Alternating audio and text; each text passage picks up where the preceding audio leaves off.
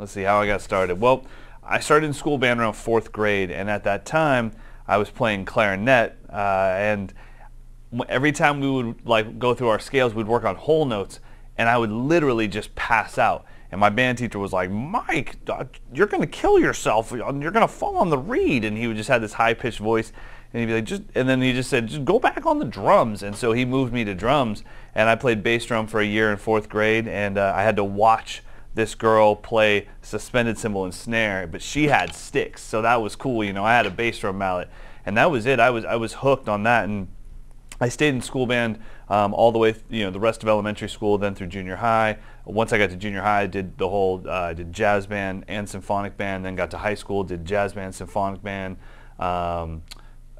marching band, and I think jazz choir. And then when I started in college, same thing: jazz combo, jazz big band, symphonic band or concert band, and then like a jazz history course. So that's kind of how I got started playing drums. And as far as how I decided, or why I decided to move everything online, that was really simple. I was teaching private lessons at a regular music store, and I was putting up little video clips for my students on this brand new thing called YouTube. This is like 6 years ago, and I would just say, "Hey, I've got to go on this short 2-week tour. Your lesson's on this thing called YouTube. Go check it out, practice it. When I get back, we'll see how it went." And when I'd come back, there'd be 50,000 views or 60,000 views or sometimes like 100,000 views. But I only gave the link to 60 students, and I was like, "Did you guys watch this 15,000 times each?" And they're like, "I didn't even watch it at all." I'm like, "How did this happen?" And so when I started noticing that there was a need for good quality drum lessons online, that's kind of when I made my decision.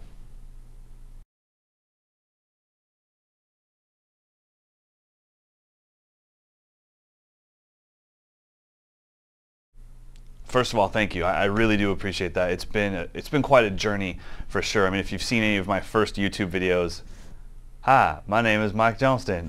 It was pretty rough, and I had to develop it. But as far as getting to the point, where I am now, it's pretty simple. I mean, I have the idea in my head. I've got you can't really tell from this, but I've got this camera angle, I've got 2 side angles and an overhead, and I control all of those through my iPad. So I just start recording, and I just teach the lesson like I would to a normal student. I just try it. My biggest goal is to make these things easy to understand. I want people to walk away going like, "Wow, I never thought of it that way. That's so much easier to understand than I had thought of it before." That's my goal for all this stuff. So, usually as far as from the moment I decide to make a video lesson until it's done, I can crank out one lesson in about an hour with editing and everything. The most important thing is just keeping it fresh and not letting it turn into a job, always being excited to share the information.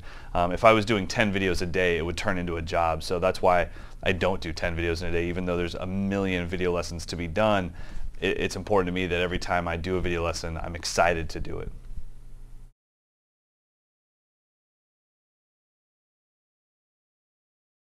As far as me personally, I started taking drum lessons right away. So in fourth grade, when I got moved to the drum section school band, my parents were very supportive. They were like, "Okay, well, if you're going to do this, then let's do it right." So I had private drum lessons starting in fourth grade, and I never really stopped that ever. Even now, I still take private lessons with Pete Magadini in the Bay Area.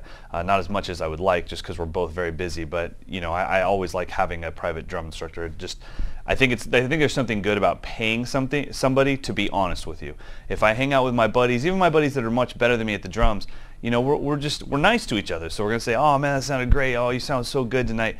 But when you put some money on the table, then it's Pete's job or whoever's job to say, "Look, there were some things that didn't sound very good, and that's what I need." So yeah, I still take private lessons. I did school band my whole school career, I guess, and then right when I got into college and started doing music there, that's when I got my first record deal. So I talked to the parents, and it was like, "Okay, do I keep going with college and music, or do I take this major label record deal and tour the world?" And so they kind of felt that that was a once-in-a-lifetime opportunity. So I did that for 6 years, and that kind of put my school education on hold. But even then, I was still taking private lessons. When we'd come to a new town, as soon as we pulled up to Kansas, I'd call a cab and say, "Take me to your local music store," and then I'd say, "Hey, does your drum instructor have any breaks in his schedule today that I could squeeze in for a lesson?" So I've always been taking private lessons. I'm fascinated by private lessons. I just think they're so much fun.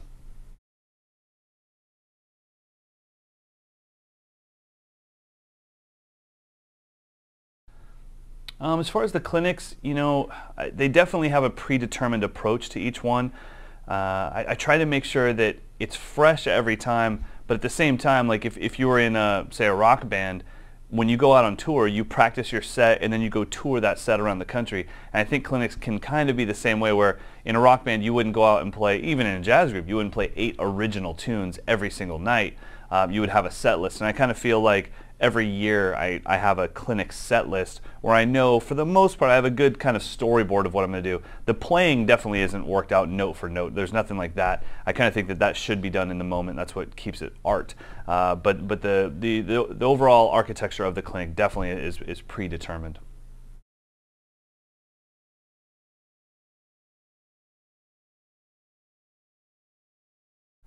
I think people, if they saw me warm up, would literally die laughing. I mean, I definitely do, kind of the...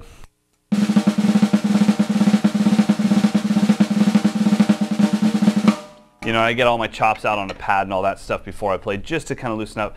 But usually for me, it's more of a physical thing where I'll go behind the music store or behind whatever building I'm at, and I just start doing wind sprints, because I kind of find that like getting my body kind of pumped up right before I play stops it from happening right when I play. Because I remember, I used to, when I would tour and stuff, if I didn't warm up like that, if I didn't do, whatever it was, push-ups, jumping jacks, anything to really get my blood flowing, then I would go out on stage, we'd beat the heck out of the first song. I mean, I was in kind of a heavy, whatever you would call the 90s rock, the Rage Against the Corntones, new metal stuff.